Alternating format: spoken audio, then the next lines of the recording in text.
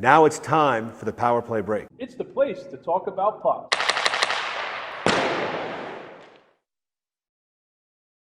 Back here on the power play break with Jim Dowd.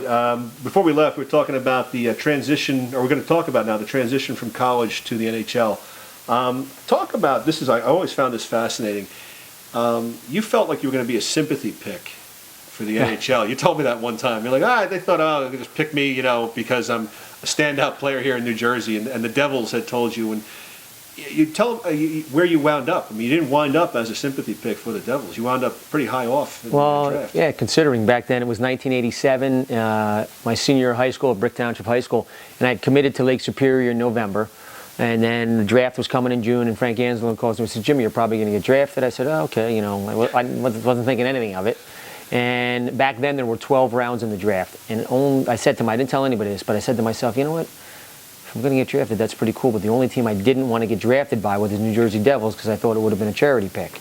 Turns out, when I got the phone call from Marshall Johnson about 5:30 that night, I said, "Yeah, we just drafted you, the New Jersey Devils, in the 8th round." I was like, oh, wow, it was a great feeling because I'm like, all right, cool. There was 12, or at least it wasn't in the 12th round. But, supplementary pick. Yeah. So there goes that story. But it was a great feeling, and not only to be drafted, but to be drafted by your hometown team was amazing. What did you feel? Like, what was your emotions like after you get that phone call? I mean, a lot of guys get that call and they're like, oh, they're excited. I mean, but coming from New Jersey, I mean, that had to really just be like, oh my God. I mean, did you like tell mom and dad like, oh my God, I actually, this happened, guys? I mean, yeah, it was an amazing feeling. It's one of those surreal moments, when Marshall Johnson on the line, you think someone's messing with you, and then when they tell you, you're the Devils and it's the 8th round, and it was just an amazing feeling. Something that I never even thought of that. Never even crossed my mind. I was just, happy that I was still being able to play hockey. Talk about now the transition of going to a training camp, a professional hockey training camp. I mean, very few people, when you look at, they say less than 1% of our population in the United States will go to a professional sports camp. Talk about that. That must have been absolutely surreal. And your the home team, the Devils. Yeah, it was amazing. Like I said, going from high school to college, I was like a little kid in a candy store. And then going from college, in my senior year, I couldn't wait, to get to that first training camp. And South Mountain Arena, there it was, the Turtle Brook Inn. What is it called? The Turtle Brook Inn over there. Turtle Brook Inn. Yeah. But it was amazing, 80 guys in camp, and these were all professional hockey players, guys trying to make the team, free agents. I never forget, we had 4 teams of 20 in the first week. You just scrimmage. But it was amazing, and the toughest part to get used to was just the grind, and that everybody's bigger, stronger, quicker, faster. And even the guys that weren't as big as you were just as strong as you or quicker than you. So it was just another step to the next level. And I had no problem adjusting, my entire life, where it was the point where I was going to fail. But the hardest part of that first training camp was all of a sudden you're in training camp, 1 week into it, you're like, holy cow, this feels like I've been here for a month. Because you're playing with guys that are just as good, if not better than you. But it was just the grind was the hardest part. Again, the skating was no problem, the physical part was no problem, but it was just the grind of it, the pro life. And they're taking this very seriously because now this is no longer, we're playing for our school's colors. This is a business now. This is people. This is how they make their living, And a young guy like you coming in, you're going to take my job. I mean. Were you intimidated by anybody when you were there? Was anybody who kind of like came after you and said, let's see how tough this guy really is? Or? No, it was sort of getting a little, not in training camp. That happened in your preseason games, but not so much in training camp back then. And, there wasn't a ton of fighting in training camp. Actually, there was very little, actually, because they were like, Lou Lamorella and the Devils were like, hey, we want to fight in exhibition games. That's the time to fight. We want to see how you play hockey here. There was the odd fight in training camp back then, but, they saved that. They wanted you to do that in the exhibition games. But other than that, I mean, I was just like confident kid. Not cocky, but confident, and I was just going to be, hey, let's go out and be the best player you could be. I never thought about losing any face-off or any battles with the puck or in the boards or anything like that. It just never crossed my mind. And that's the way I approached everything my whole life. Whether it was a game of checkers, losing never came into my mind. Talk about your first training camp with the Devils. A lot of people don't get there. You got there. Was it intimidating? Was it mind-blowing to you? What was it like? It's just the same progression as going from high school to college. I was fired up. In my senior year, I graduate and finished with the hockey season. I couldn't wait for training camp in September. It wasn't intimidating. I went in there with confidence, just like I always did. Losing never crossed my mind, whether it was a face-off, a battle on the boards, or chasing a loose puck down. The biggest adjustment was just everybody was just that much quicker, stronger, faster, and everybody was at your level or better, so you had to adjust there. But it was basically the grind of it. I'll never forget, back then training camp was a full month at least, and after like 7 or 8 days of training camp, it felt like I was there for like, half a college season. So the biggest part of pro hockey was, it was a business now. It's not like you're with 25 of your buddies in college and you're definitely on the team. You're there. It's cutthroat.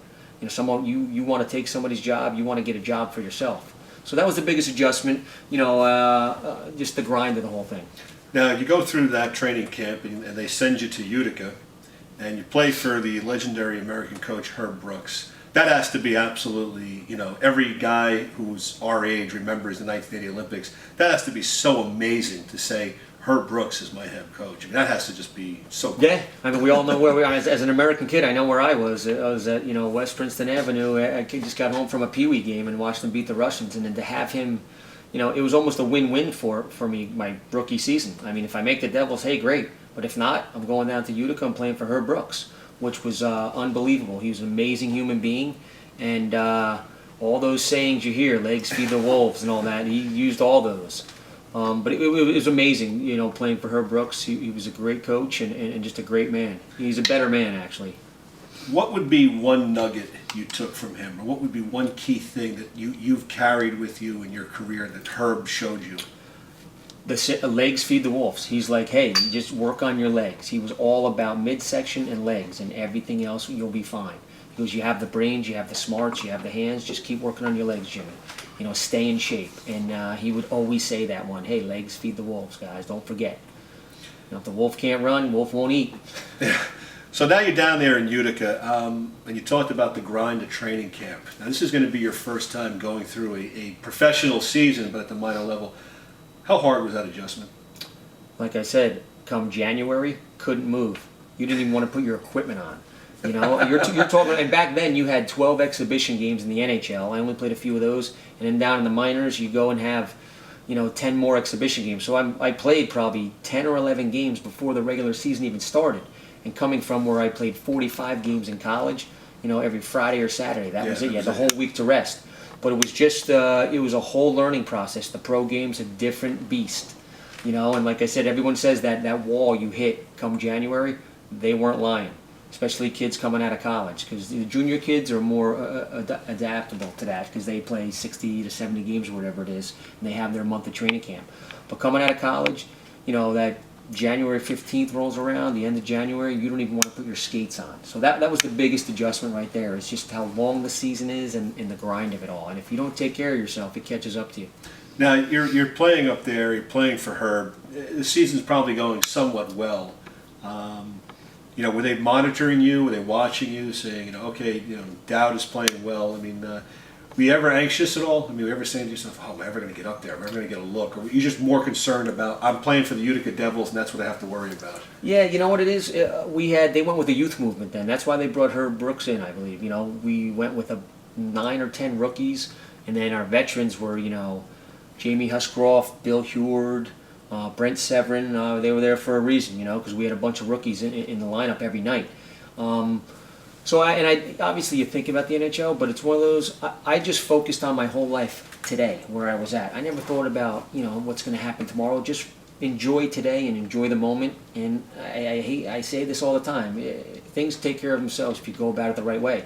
And then all of a sudden I get the call, to come up and play against the Boston Bruins. It was like, whoa. That's what I want to talk to you about. So it's just, if you just go about it the right way and work hard, you're there for a reason.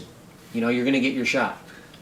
Okay, let's go back in time now. It's March 26, 1992. Who told you? How long did you have? Where were you when you got the call that, hey, the Devils need you to come up? Yeah, we were we're in Binghamton. And Herb Brooks says, Jimmy, you're going up tomorrow. I was like, what? He goes, hey, you're going up tomorrow. Get ready. And Jeff Christian and I flew up from where was it? Or we drove in, I think. We drove in and we both played, and it was actually Marty Brodeur. They called him up from junior, but I'll never forget it. It was against the Boston Bruins at the old Brendan Byrne Arena. I still call it the Brendan Byrne Arena, you know. And I'll never forget my No first, eyes on center, my, folks. yeah, my first face-off was against Adam Oates, a neutral zone face-off, and I'm sure he let me win it. I don't think he even tried on it. But it was great. We won the game 4-2, and we clinched the playoff spot that night. We actually had clinched the playoff spot the night before in Binghamton for the Utica Devils. Get called up, play the next night against Boston, and clinch a playoff spot there. So, but it was amazing to finally get that first inning. You have a lot of people say, if I could just get one game in the show. And it is true. It is an amazing feeling. You know, it's something, you know, you just working your whole life, having fun, loving what you do, and then to get rewarded by that in your home state, you know, it was an amazing feeling. Now, was mom and dad and all your friends, everybody come to the game to see Yep. this? Or Yeah, oh yeah, my mom and dad were there. Everybody that I knew was there. You know, it's a shame it only lasted one game that year, but it was well worth it. It was a great experience. I mean, you're sitting there, you know, guys like Scott Stevens, Claude Lemieux, Riche. I mean, these guys, you know. the experience really- level between them was Yeah, it's just a real. It was an amazing feeling, to say the least. Now, your next year, you come back, and it's 93, 94 season, right? Or am I skipping ahead there? You spent another year, I think you guys moved 92, 93. Yeah, 92, Utica 93. again. 2 years in Utica. 2 years in Utica. Now let's fast forward. You get called up in 94, I think. You're going to play the rest of the regular season. And if I remember correctly, you had a point per game in 15 games for the Devils. You had 5 goals and 10 assists. Everybody was saying, well, Jim Dowd has arrived. Talk about when you got that call up, and that was the year when you guys went deep against the Rangers. Yeah, that was actually my rookie year. That was 1993-94 when Jacques Lemaire had come in. And my first 2 years, you know, was leading scorer for the Utica Devils. Played one game my first year, one game my second. Then my third year training camp, Lemaire comes in. And I had a great training camp. I don't think I was on the radar to make the team, but as the training camp progressed, I played better and better. And then I got in my first exhibition game, had a great game, and Jacques loved me. And then I'll never forget, I got sent down. Great story. I got sent down the last day, you know, before the regular season started. You know, and, you know, Jacques and Lou I'm sitting in there in the office with them, and they're wondering, you know, if I'm going to go down with a bad attitude. And I knew I wasn't going to go down with a bad attitude, but I had to get my say in. I said, hey, you know, I feel like I'm ready. I put my 2 years in already, and this, you know. And I think I got a little under Jacques Lemaire's skin. And he said, Jimmy, he cuts me off after a while. He goes, Jimmy, he goes, Larry Robinson and I, we can play in exhibition games. Meaning, you know, it's just exhibition games. Yeah. And I said, all right, I guess, you know, you got me. But, you know, I said, listen, I'm not going to go down with a bad attitude. I said, but I'm going to be back. So I get sent down, and that's the year that they had moved to Albany for the first year. Yeah. So I go down, get off to a great start, get called up. I score in my first game that year against the Quebec Nordiques up in Quebec. And I was up for about a month and a half, and then got sent back down. And then there was about 2.5 weeks left in the season, and that's when Bernie Nichols' son had passed away. And they were in Pittsburgh. It was like, whatever, Thursday night, and they were playing in Pittsburgh Friday night. And Lou Lamoriello wanted Dave Emma to get called up, and John Weisbrod, who was the GM down there, was saying, no, take Jimmy Dowd, and he was going back and forth, and Lou said, fine, just send Jimmy. He goes, he's not going to play anyway, we just need him for practice. So I flew into Pittsburgh, and I'll never forget it.